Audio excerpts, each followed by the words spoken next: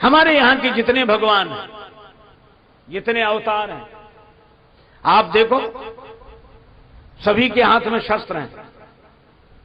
श्री राम जी के हाथ में धनुष बाण, हनुमान जी के हाथ में गदा, शिव जी के हाथ में त्रिशूल, माता भवानी के हाथ में तलवार है। सब शस्त्र क्यों रखते हैं? हमारे यहां दो की परंपरा है, शास्त्र और शस्त्र। हम लोग पहले शास्त्र से सबको समझाते हैं। शाह में दो डंडे लगते हैं, वो सा रहता है ऐसा, और दो डंडे, आधा रा वाला सा, फिर त्रा, शास्त्र। तो हम शास्त्र से समझाते हैं, हनुमान जी की तरह विनती करो जोरी कर रावण। लेकिन जब कोई शास्त्र से नहीं समझता, हमारी खिल्ली उड़ाता है, तो फिर शास्त्र में से एक डंडा बाहर निकल आता है, और डंडा बाहर निकलते ही शास्त्री शस्त्र हो जाता है। तो हम शास्त्र शस्त्र दोनों से समझाते हैं। लेकिन पता नहीं हम लोगों को क्या हुआ, शास्त्र रह गए, शस्त्र तो गायब ही हो गए। शास्त्र आस्था की स्थापना करता है समाज में, और शस्त्र के द्वारा व्यवस्था होती है। और यही कारण देखो, रामचरितमानस बड़ा अद्भुत ग्रंथ है, बहुत अनुपम ग्रंथ है। श्री हनुमान जी भेजे गए लंका में, और हनुमान जी ऐसे संत हैं कि जो कहा सो सहा। रावण अपशब्द बोलता है और हनुमान जी विनती करो जोरी कर राम। संत का यही स्वभाव है कि वो सब सहता है। खोद खाद धरती सहे, काटकूट बन राय, कुटिल वचन साधु सहे, सबसे सहा न जाए। तो हनुमान जी साधु हैं, और जब साधु से रावण नहीं माना, शास्त्र से नहीं माना, तो शस्त्र रूप में, सिपाही रूप में अंगद जी को भेजा। अब देखो सिपाही की शैली अलग है। हनुमान जी 10 सवाल रावण पूछे, तब एक का जवाब दे बड़े मुश्किल से, हाथ जोड़ के। और अंगद जी, हनुमान जी को लोगों ने लात मारी, मारे चरण करें वो हांसी, पर हनुमान जी कुछ नहीं बोले। संत हैं, सब सह लेते हैं। पर अंगद जी को रावण के बेटे ने लात उठाई, मार नहीं पाई। तई अंगद का लात उठाई, और अंगद जी ने गही पद पटके भूमि भमाई। लात उठाई, वही पकड़ के फिरा के जो जमीन में पटका, नीचे गिरते ही ऊपर गया। और जो राक्षस समझ रहे थे कि वही बंदर आया, जो देखा वो बंदर नहीं है, वो नहीं है। रास्ता बिना पूछे अंगद जी को रास्ता, इधर से इधर से इधर से जाइए, इधर से। अंगद जी ने सोचा हम रास्ता पूछ ही नहीं रहे, बता काहे को रहे। लोग बोले हम तो इसलिए बता रहे हैं कि हम तो जो पहले आए थे उन्हीं से समझ गए, पर रावण ही नहीं समझा, तो उधर ही जाओ।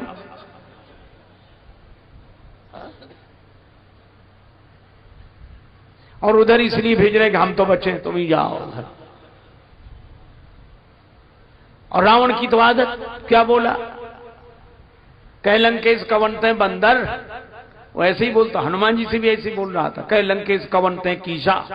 अंगद जी से बोला, कह लंकेश कवनते बंदर, अरे बंदर कौन है रे तू। तो हनुमान जी ने तो हाथ जोड़कर कहा कि मैं राम जी का दूत हूं। परवाह रे अंगद जी। जैसे ही रावण बोला कह लंकेश कवनते बंदर, अंगद जी तुरंत बोले मैं रघुवीर दूत 10 कंधर। तुम हमें बंदर कहो और हम तुम्हें श्रीमान जी, आदरणीय, पूजनीय। तुम कहो बंदर, हम कहेंगे 10 कंधर। एक चौबे जी थे, बड़े अच्छे सज्जन आदमी, उनसे कोई कहे चौबे जी, तो संबोधन में उत्तर दे हां जी। और कोई कहे आके चौबे, तो वो तुरंत कहते क्यों बे। अंगद जी ने वही करके दिखाया।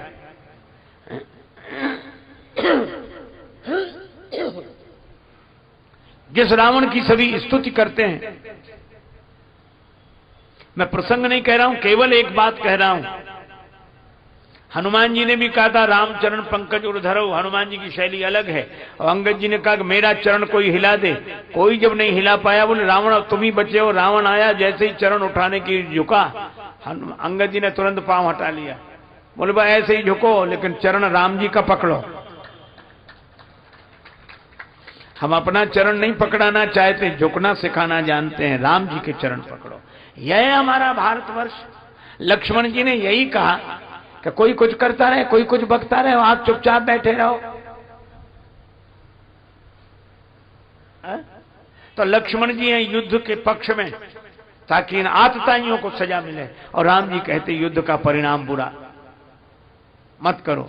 अच्छा, हमारे सामने भी यही समस्या है, युद्ध करें न करें। एक मत राम जी का है, एक मत लक्ष्मण जी का है।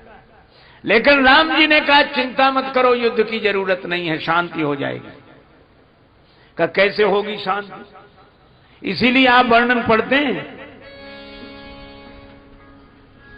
परशुराम जी तब मिले जब राम जी की बारात लौटकर अयोध्या जा रही थी।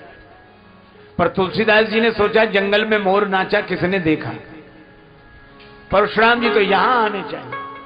ते अवसर सुनी सेव धनु भंगा,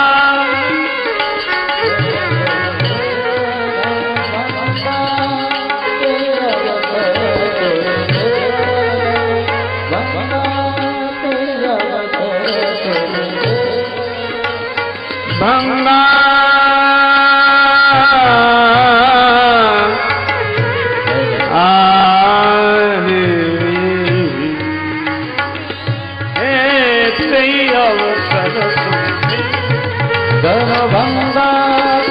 अवसर सुनि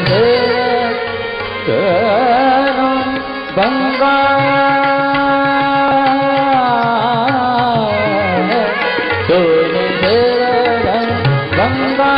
सुनि भंगा ते अवसर सुनि भंगा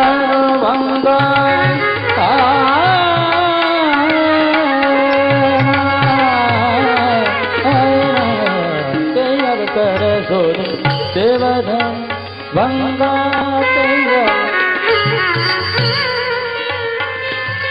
शिवधनु भंगा आयो रघुकुल कमल पतन, ते अवसर सुन शिवधनु सुन शिवधनु सुन।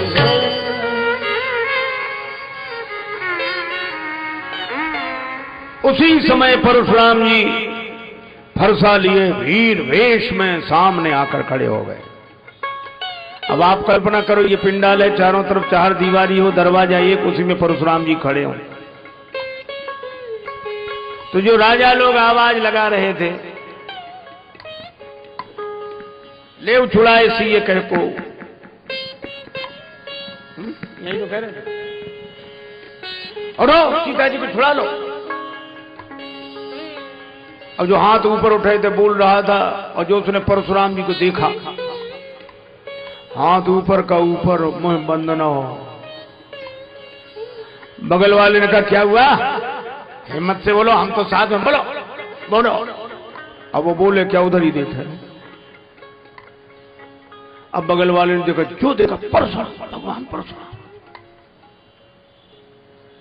क्रोध में लगते, प्रणाम करने कौन जाए, जो जाए वही मरेगा, नहीं जाओगे तो और जल्दी मरोगे।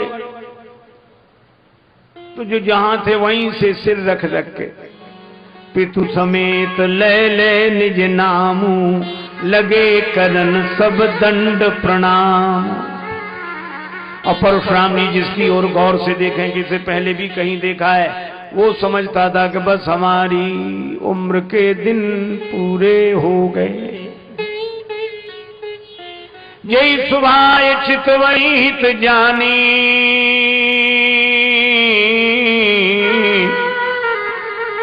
सो जानई जनु आयु खुटान।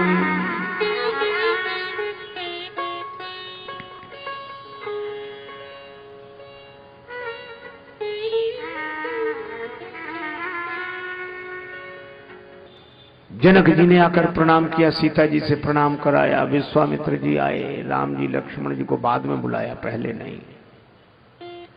विश्वामित्र जी को गले से लगा लिया परशुराम जी ने, और परशुराम जी के दोनों हाथ विश्वामित्र जी अपने बगल में दबा लिए।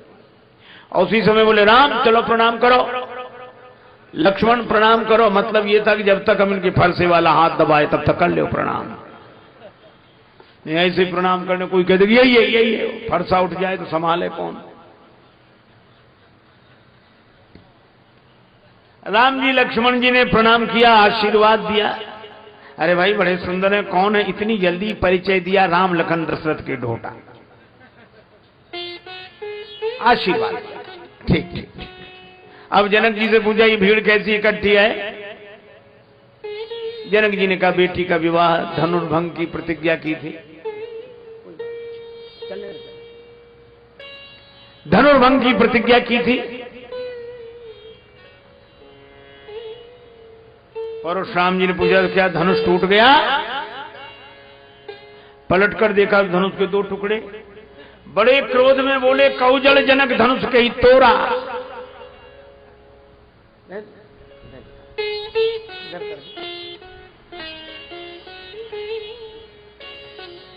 अब जनक जी डर के मारे उत्तर नहीं दे रहे। अच्छा देखो, एक अति दूसरी अति को जन्म देती है, क्रोध में आती है, अति से बोले वचन कठोरा। तो जनक जी के डर में भी अति डर उत्तर देत नृपना ही, अति डर।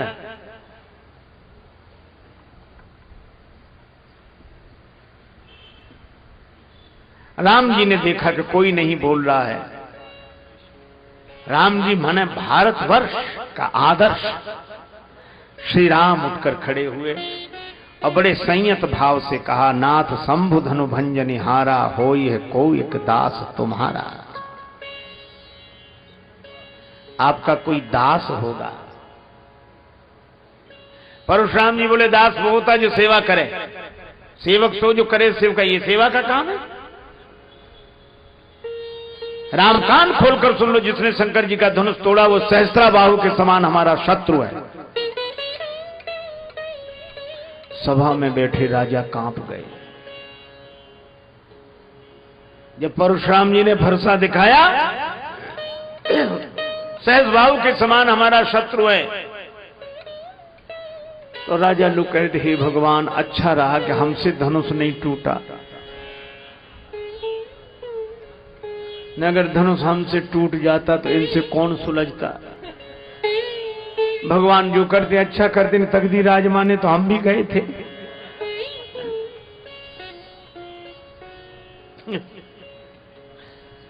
कुछ दम्भी स्वभाव के राजा थे। दम्भी स्वभाव के राजा क्या बोले, हम तो जानते थे, हम जानते थे, हम पहले से पता था। धनुष तोड़ने के बाद यही नौबत आएगी, इसलिए हमें जानबूझ के धनुष नहीं तोड़। नन्हे से राजकुमार राम जी धनुष तोड़ सकते, क्या हम नहीं तोड़ सकते? पर ये हमारी दूरदर्शिता है। कुछ लोग ऐसे भी दूरदर्शी होते हैं। एक आदमी रेल की पटरी पे सो रहा था, कुछ लोग समझाने गए यहाँ काहे को पड़े, बोले मरने के लिए। अरे क्या जिंदगी बड़ी कीमती है, मरो मत। बोले पक्का निश्चय। पर समझाने वाले ने देखा सिरहाने इतनी रोटियां रखे, बोले जो रोटियां काहे को रखे, बोले वाह इतना भी नहीं जानते, रेलगाड़ी लेट हो गई तो भूखों मरेंगे। कुछ लोग ऐसे भी दूरदर्शी हो।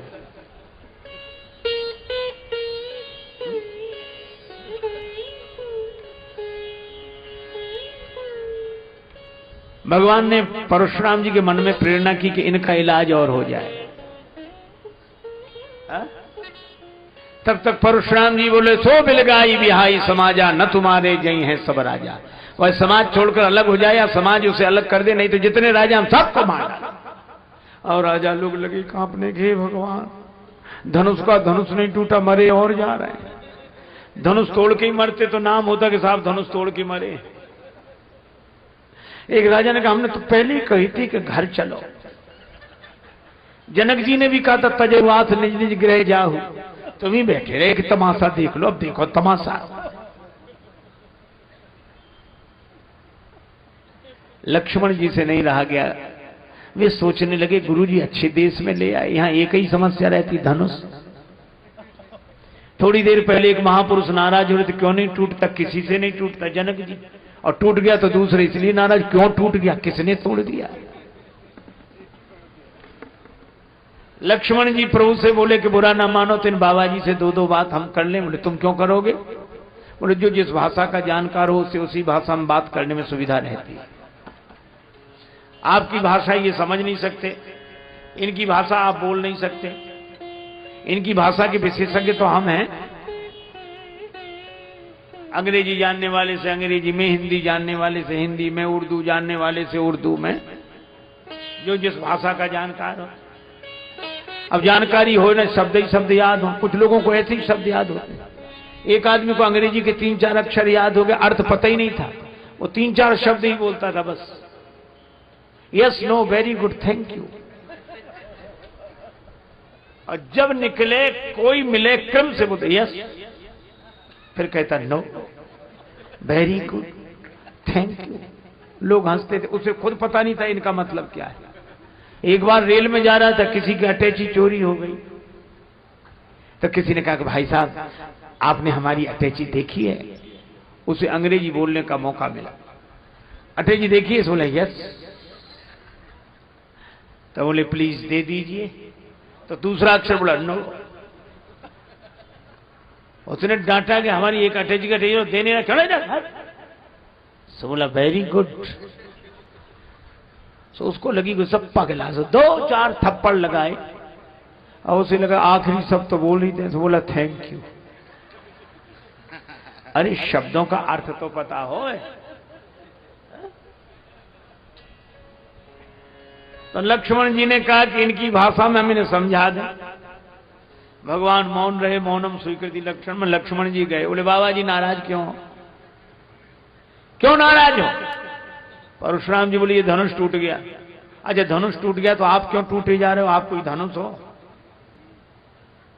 कितनी बढ़िया बात है, क्या आप धनुष हो? बोले नहीं हम तो धनुष नहीं। बोले फिर क्यों टूट रहे हो? अच्छा चलो आप धनुष नहीं हो, आपका धनुष है? नहीं हमारा नहीं। किसका है? हमारे गुरु भगवान शंकर का। तो शंकर जी ने मना किया था कि मत तोड़ो। उन्होंने तो जनक जी को दिया था, उन्होंने तोड़वा दिया। ना आपका धनुष है ना आपको दिया गया, आप बीच में काहे को दुखी हो? परशुराम जी मन में सोचने लगे कि बच्चा बात तो ठीक कह रहा है, हम क्यों दुखी हैं? आपको कई लोग ऐसे मिलेंगे जो कहते महाराज हम बहुत परेशान हैं, हम बहुत परेशान हैं। उनसे पूछो क्यों परेशान हो? कहते हमें खुद समझ में नहीं आता कि हम क्यों परेशान हैं। अच्छा बोलो समझ में आ जाए तो परेशानी आधी कम हो जाएगी कि नहीं?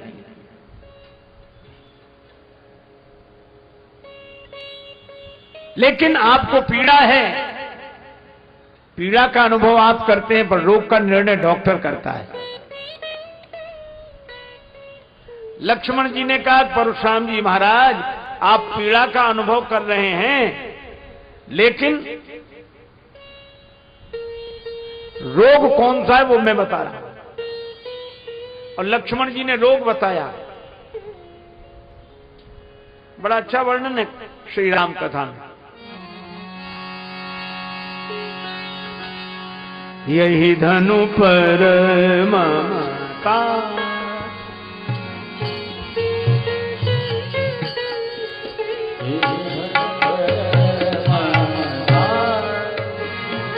ममता के ही हेतु यही धनु पर ममता, ममता ममता।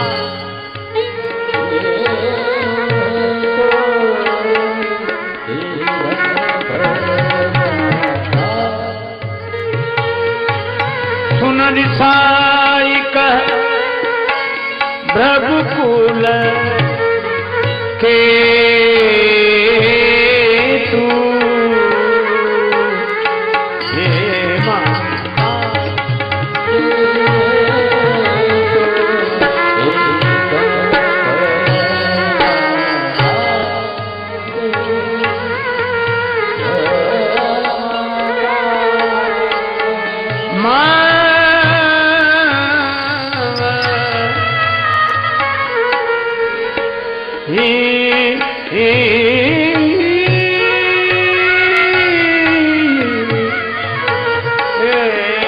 धनु पर ममता, धनु पर ममता, धनु पर ममता। इस धनुष से आपकी ममता है और महाराज ये ममता पर चोट लगी है, ये ममता आपको दुखी कर रही है। अच्छा देखो कितनी बढ़िया बात, हम लोग अगर अपने जीवन की ओर देखें, किसी का मरना हमें दुखी नहीं करता। हम लोग सवेरे सवेरे अखबार पढ़ रहे होते हैं, नाश्ता कर रहे होते हैं, चाय ले रहे होते हैं, नमकीन बिस्कुट लड्डू, उसी समय अखबार सामने होता है और मान लो उसमें लिखा हो भारी भूकंप, 500 लोग मरे, रेल की भयंकर दुर्घटना, 700 मरे। है? हम लोग ऐसे पढ़ते रहते, कितने मरे? 700। ज्यादा मरे होंगे, अखबार वाले कम छापते हैं। चाय नहीं लिया आपने? चाय नहीं। अब भूकंप में वजह, अरे ज्यादा मरे होंगे। तो आंकड़े, सरकारी आंकड़े, आप लड्डू ले, नमकीन ले। अच्छा बोलो, ऐसी बातें करते कि नहीं? आप ये देखो, अगर किसी के मरने से हम दुखी हो रहे होते तो क्या नाश्ता कर पाते? इसका मतलब किसी का मरना हमें दुखी नहीं करता। और मान लो अपना ही कोई खास बीमार हो जाए, अस्पताल में भर्ती, रो रहे, अरे कहा कि अब तो डॉक्टरों ने कंट्रोल कर लिया, आपने कल से कुछ पानी भी नहीं पिया है, कुछ तो रोने लगते। जब तक वो स्वस्थ ना हो जाए हम तो पानी भी नहीं पिए। एक आदमी मरा नहीं, बीमार है, हम पानी भी नहीं पी पाते। और 1000 मर गए थे तब कुछ नहीं लगा, 700 मरे तब कुछ नहीं लगा, और एक आदमी के बीमार होने में। इसका अर्थ है कि हम मृत्यु के कारण दुखी नहीं होते, ममता के कारण दुखी होते हैं।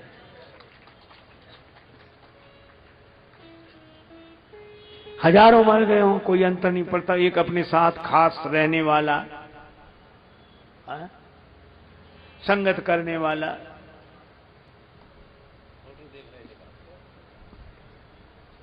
और मान लो मर जाए तो कितनी मन को समझाओ, दुख होता है ममता के कारण।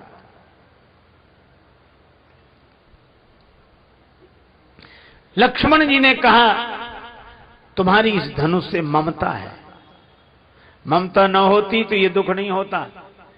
और रामचरितमानस में कहा ममता दाद, ये दाद का रोग बड़ा खराब होता है महाराज, जिन्हें होती है वही जानते हैं। दाद जब देखो तो खुजली, औरों के भी अंग हैं, उन्हें नहीं लगती खुजली क्योंकि दाद नहीं है। इसी तरह ममता की दाद जिसके मन में होती है उसी को वासना की खुजली लगती है। अब बात तो लक्ष्मण जी ने सही कही, ममता, लेकिन केवल ममता होती तो दूर हो जाती। अहमता, छोटा बच्चा हमें समझा रहा है। एक वृद्ध से व्यक्ति ने कहा, बच्चे ने, कि भगवान का भजन करो। तो वृद्ध क्या बोला, कलयुग आ गया है, कौन कलि के गुण गावे रे, छोकरा ज्ञान सिखावे रे। बेटे ने कहा कानों से भगवान की कथा सुनो, इन कानन से सुनो अब कृष्ण कथा दिन रात। वृद्ध क्या बोला, जो सुनतो तो गांव में छिपके, सबकी सुनतो बात, बने बहरा पछतावे रे। कथा सुनो, बोले अगर सुनाई पड़ता तो गांव भर की बातें ना सुनते।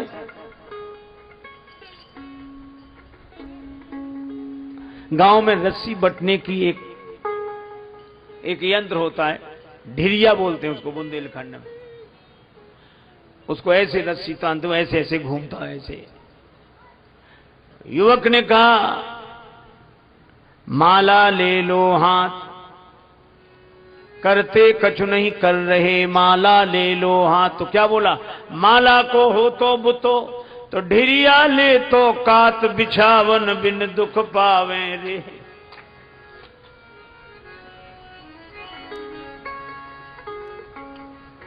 इन नैनन सूझे नहीं, करो राम का ध्यान।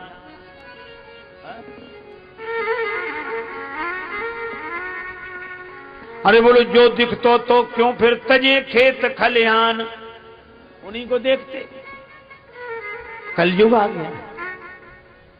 परशुराम जी को लक्ष्मण जी ने समझाया, कहने कल का छोकरा हमें समझा रहा है, रे बालक काल बस, ये अहमता है, ममता का रोग है, लेकिन अहमता उस पर उसके साथ है। बोले क्यों रे, शिव धनुष तुम्हारी छोटी बालकों की खेलने वाली धनु ही के समान। लक्ष्मण जी बोले हमारी समझ से सब धनुष समान ही होते हैं। क्यों? बोले कोई धनुष वरदान नहीं लेता, सब प्राण ही लेते हैं। लखन कहा हंस हमरे जाना, सुनो देव सब धनुष समाना। अब जो सुना, परशुराम जी बोले डरता नहीं, तो फरसे की तरफ बोले चितय परस की ओरा, रेसठ सुने स्वभाव न मोरा भी। फरसे की तरफ देखा था कि ये भी देखें फरसे की तरफ।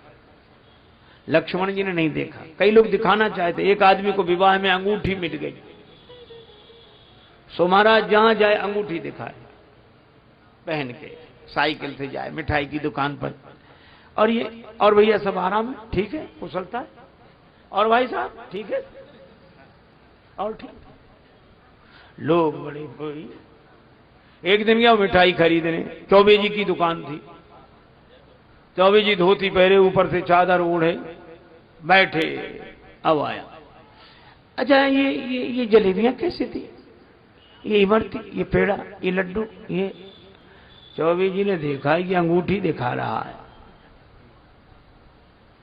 तो चौबे जी एक 5 तोले का बाजूबंद बांधे थे।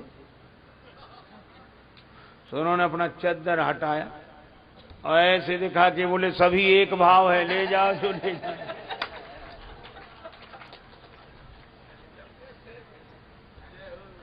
परशुराम जी फरसे की तरफ दिखाना चाहते हैं लक्ष्मण जी को, लक्ष्मण जी ने देखा ही नहीं। तब बोले परस विलोक महीप कुमारा, मेरा फरसा देख। लक्ष्मण जी बोले जब से आए हो तब से फरसा ही तो दिखा रहे हो, और ये गनीमत है कि हमने फरसा नहीं देखा, फरसा देखते तो युद्ध हो ही जाता। मैं फरसा नहीं देख रहा हूं, मैं जानते हो क्यों शांत हूं? क्यों? क्योंकि भृगुसुत समुझ जनेऊ बिलो की, मैं आपका यज्ञोपवीत देख रहा हूं। आप ब्राह्मण हैं, महात्मा हैं। फरसा देखता तो लड़ाई हो ही जाती। एक और धारे धनु, एक और धारे बाण, एक और परस सुधारे तेज तायो है। एक और शूल, एक और लौह वर्म झूल, एक और तोमर त्रिशूल लटकायो है। बिंदु कवि धन्य भृगुवंशज मुनीस, तुम्हें संत वेश में विचित्र रूपक लखायो है। और मैंने जान्यो को कुशल कारीगर है, जनकपुरी में शस्त्र बेचवे को आयो है। हमने समझा कोई बहुत बढ़िया कारीगर है जनकपुर में। आप तो परशुराम जी को आप जनि देव दोष मोहि लोगु, कटुवादी बालक वध जोगु, और हाय और जो आप तो। लक्ष्मण जी बोले हाँ काटो माता पिता का तो सिर। माता का सिर काट के पिता के ऋण से ऋण हुए, अब गुरु का ऋण रह गया तो हमारा सिर काट के पूरा कर ले। लेकिन तब रघुवंशी वीर नहीं मिले होंगे तुम्हें। अब तो परशुराम जी और राम जी ने तुरंत लक्ष्मण जी को देखा। सुनी लक्ष्मण बेहसे बहुल नयन तरे रे राम। लेकिन धन्य है लक्ष्मण जी जैसा कोई नहीं। देखो आप बल्ब का बटन दबाओ, बल्ब जल जाता है, ऑफ करो बुझ जाता है। लेकिन पंखा, आप बटन ऑफ भी कर दो तो भी पंखा 10-20 चक्कर लगाए बिना रुक ही नहीं सकता।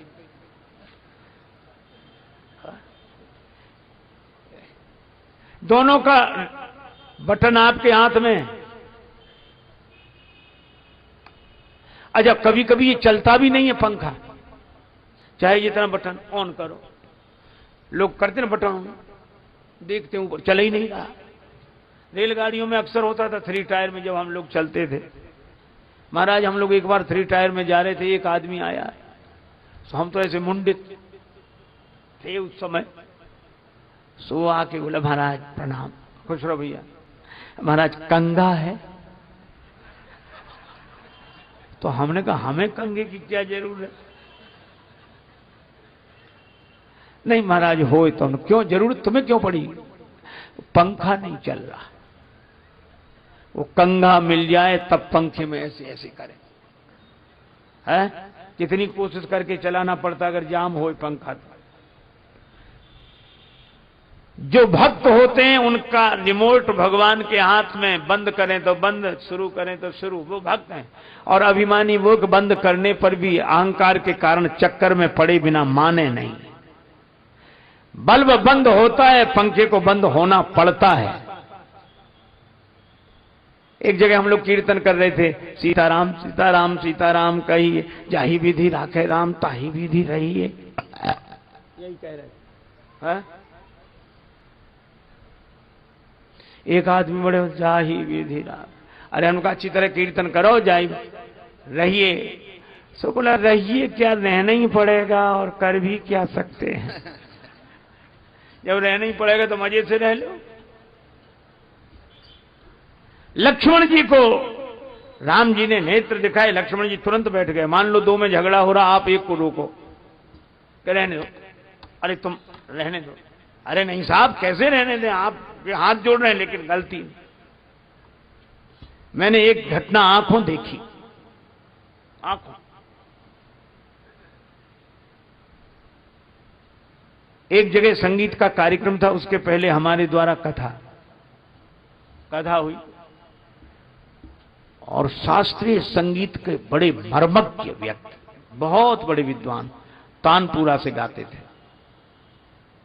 हमें शुरू से ही उत्सुकता रही तो हम लोग ऐसे बैठ गए। उन्होंने गाना शुरू किया, वाह वाह हुई रात को 12 बज रहे, क्या बात क्या बात, इतना बढ़िया गाया। और गाने के बाद बोले चाय, बोले अच्छा भी आती, चाय बन। पता नहीं किस मिजाज में थे, बोले अभी तक आई नहीं चाय। हाँ क्या आ रही। फिर क्या बोले, जिसके यहां ठहरे थे उसी से, तुम्हारे यहां जब से आए हैं कोई व्यवस्था ही नहीं। और उसको भला बुरा हो ऐसी बातें करने लगी जैसे कभी जानते ही ना हो। सबके बीच में, गांव भर शहर भर सुन रहा है। तो उनको भी खराब लगा जिनके। तो उन्होंने कहा कि नहीं आप ये गलत कह रहे हैं, चाय अभी आ रही है आप। बोले नहीं नहीं नहीं। तो उन्होंने कहा कि नहीं ये बात गलत है। तो उनके गुरु बैठे थे वहीं। तो गुरु ने धीरे से कहा कि तुम चुप रहो। उनसे कहा कि तुम चुप रहो। तो तुरंत बोले तुम चुप रहो। तो उनका नहीं सर ये गलत बोल रहे हैं। मैंने खुद सुना, गुरुजी ने केवल एक बात कही, नहीं और सर एक साथ, नहीं और सर एक साथ, या तो सर मत कहो या नहीं मत कहो।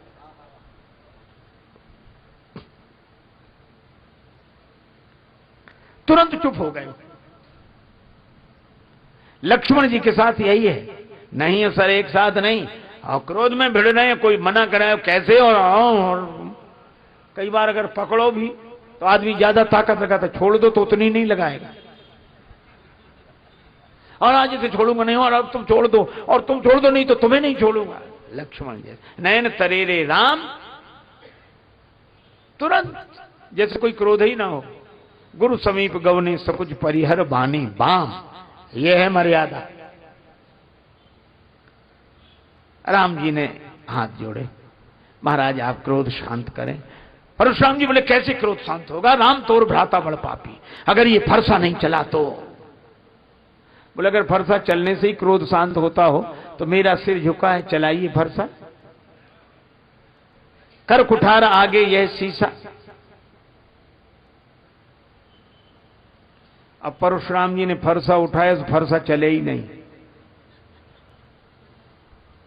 कैसे चले फरसा, हाथ चले तब तो फरसा चले।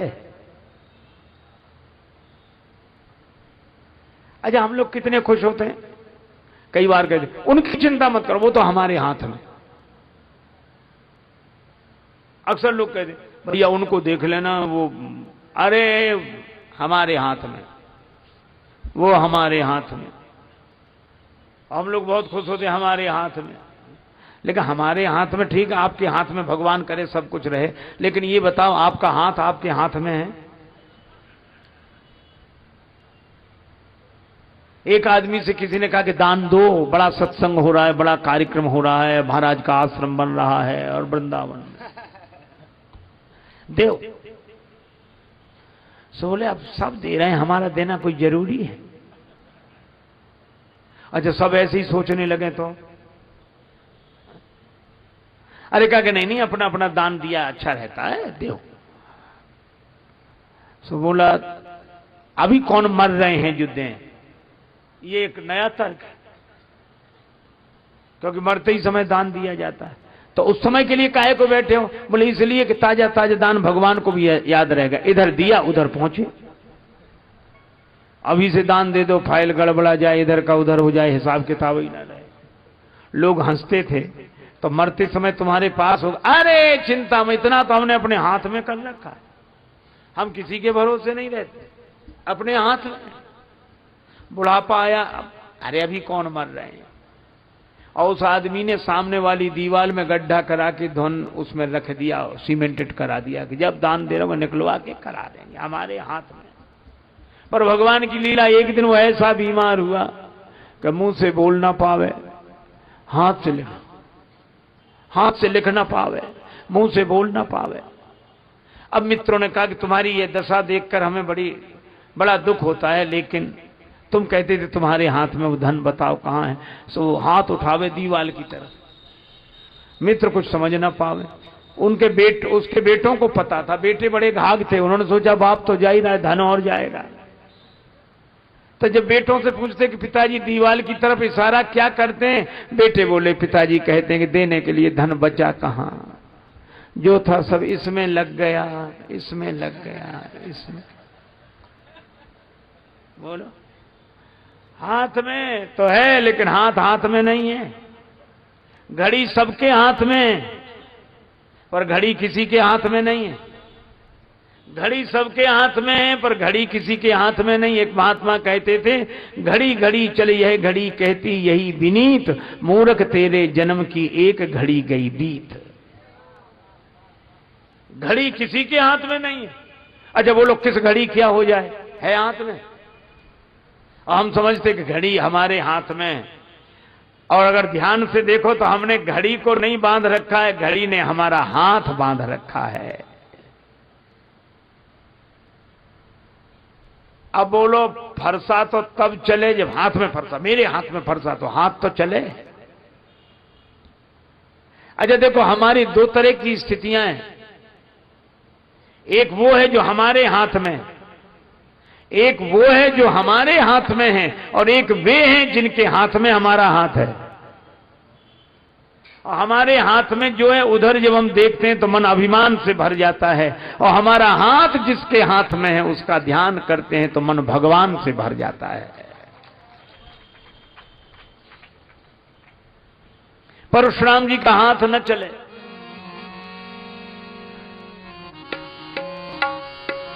बहई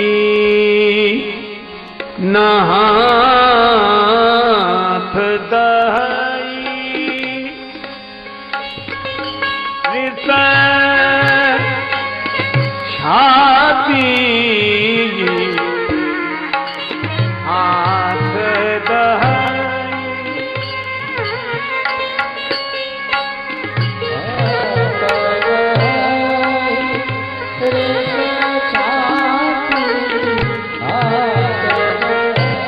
दहई रिस बहई नाथ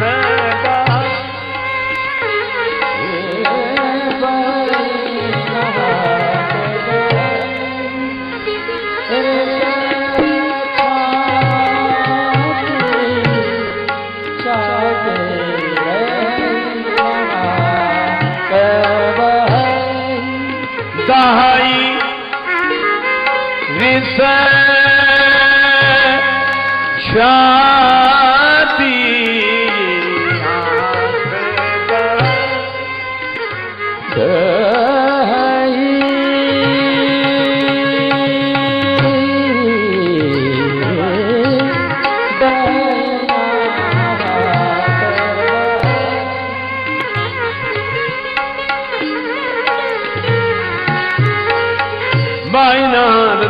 रित छाती बाई नाथ, दाई रित छाती बाई नाथ। हाथ नहीं चलता, छाती जल रही है। ये हाथ की ताकत कहां चली गई? अरे इस हाथ में ताकत आई कहां से थी? भगवान से। तो भगवान सामने ही तो नहीं है। तब उन्हें लगा राम रमापति कर धनु लेहू, राम रमापति कर धन लेहू, है चहु मोर मिटे संदेहू, है चहु मोर मिटे संदेहू, है चहु मोर मिटे संदेहू।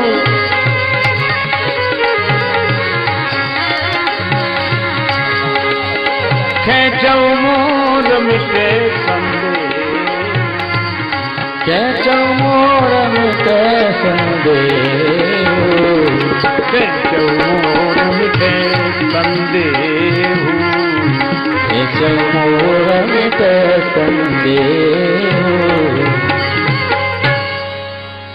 हे राम जी,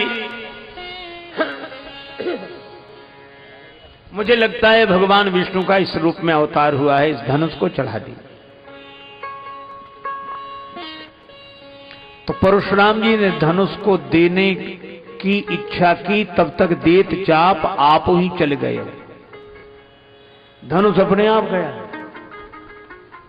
परशुराम जी को लगा कि मेरा हाथ चैतन्य ये चल नहीं रहा है और धनुष जड़ ये अपने आप चल रहा है। हाथ में चेतना है, ये चल नहीं रहा है, धनुष अपने आप चल रहा है। लक्ष्मण जी बोले सामने देख लो कौन खड़े हैं। राम जी, इनकी विशेषता क्या है? जो चेतन कहां जड़ करई, जड़ ही करई चैतन्य, अस समर्थ रघुनाय कहीं भजे ही जीवते धन्य। ये जड़ को चैतन्य, चैतन्य को जड़ बना देने की क्षमता रखने वाले।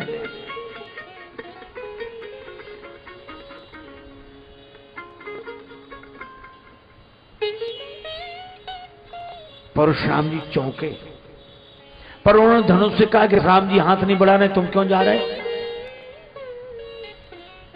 धनुष बोला हमें राम जी की जरूरत है इसलिए जा रहे हैं, राम जी को हमारी जरूरत नहीं। अरे वो तो ठीक है कि थोड़ी अकड़ तो दिखाओ, राम जी हाथ नहीं बढ़ा रहे तो अपने आप जा रहे हो। धनुष बोला ना बाबा, एक धनुष ने अकड़ दिखाई तो 2 टुकड़े हुए पड़े हैं, हम भी अकड़ दिखाएं, टुकड़े कराएं। लक्ष्मण जी राम जी से कहने लगे, जब परशुराम जी ने कहा धनुष को चढ़ाओ, लक्ष्मण जी बोले मेरी मानिए तो कछु बिनती सुनाऊं नाथ, आप मुनिराज के समीप हो सिधारे ना। क्यों? एक धनुष के पास गए थे, उसका ही तो मुकदमा चल रहा है, अब तक फैसला नहीं हुआ, और दूसरे धनुष के पास और जा रहे हैं। इसमें क्या गड़बड़ी होगी? इसमें तो परशुराम जी कह रहे हैं। बोले उसमें भी क्या गड़बड़ी थी? जनक जी खुद कह रहे थे। तो गड़बड़ी क्या हुई? बोले चाप गुरु को चढ़ो तो चेला जी पधारे, और चाप चेला को चढ़े तो कहूं गुरु जी पधारे ना। अभी तो परशुराम जी आगे मेरे गुरु का धनुष किसने तोड़ा, थोड़ी देर में शंकर जी मेरे चेले का धनुष किसने तोड़ा। ये तोड़ने ही तोड़ने की बात करोगे कि जोड़ने? राम जी मुस्कुराए। तब तक धनुष राम जी के पास आया, राम जी ने धनुष तान कर चढ़ा दिया। अब इसका लक्ष्य बताओ। परशुराम जी हाथ जोड़कर सिर झुका दे, प्रभु इस बाण से मेरे पुण्यों को नष्ट कर दो। लक्ष्मण जी ने कहा पुण्य नष्ट करा रहे हो, पाप नष्ट कराओ। परशुराम जी ने कहा कि पाप तो उसी समय नष्ट हो गए जब इनका दर्शन हुआ, भगवान का दर्शन हुआ, पाप नष्ट, पुण्य बचे। अच्छा, जब पाप पुण्य दोनों नहीं बचेंगे तो जीवन चलेगा कैसे? गति राम ही सो, मति राम ही सो, रति राम सो, राम ही को बलु है।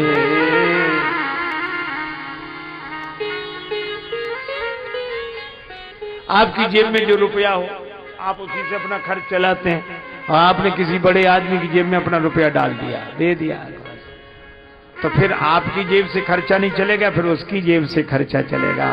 इसी तरह अपने कर्मों को भगवान को सौंप देने वालों की व्यवस्था भगवान की ओर से होती है।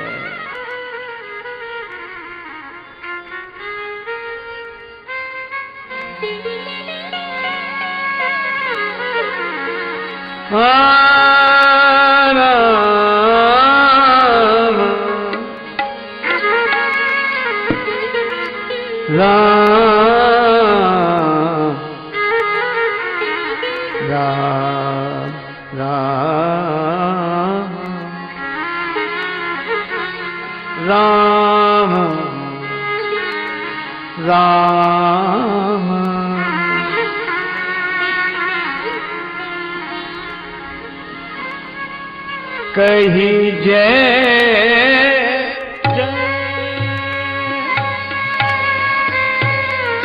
रघुकुल के तू कही जय रघुकुल के तू कही जय। अनुचित बहुत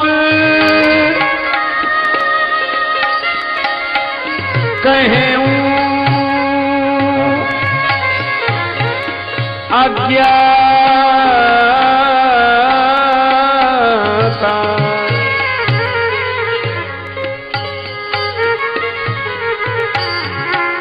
क्षमहु क्षमा क्षमहु क्षमा क्षमहु क्षमा।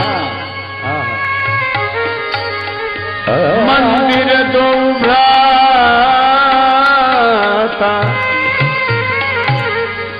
क्षमा मंदिर दो भ्राता क्षमहु क्षमा क्षमहु क्षमा क्षमहु क्षमा।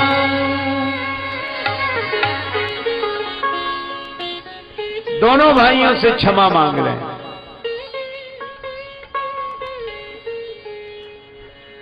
पर लक्ष्मण जी भी तो क्रोध में थे, इनसे काहे को क्षमा मांगे। देखो डाकू और डॉक्टर की एक राशि होती है, पर एक राशि होने से कोई मतलब नहीं है।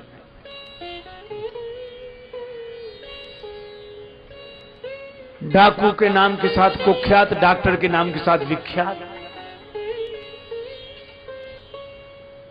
डॉक्टर को इनाम दिया जाता है, डाकू पर इनाम बोला जाता है। दोनों के हाथ में छुरी और दोनों चलाते हैं, लेकिन अंतर यही है कि डाकू जीवन नष्ट करने के लिए छुरी चलाता है और डॉक्टर जीवन बचाने के लिए छुरी चलाता है।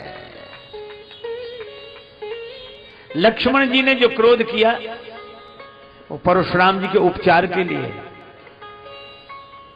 अच्छा देखो, एक बात और बताएं आपको।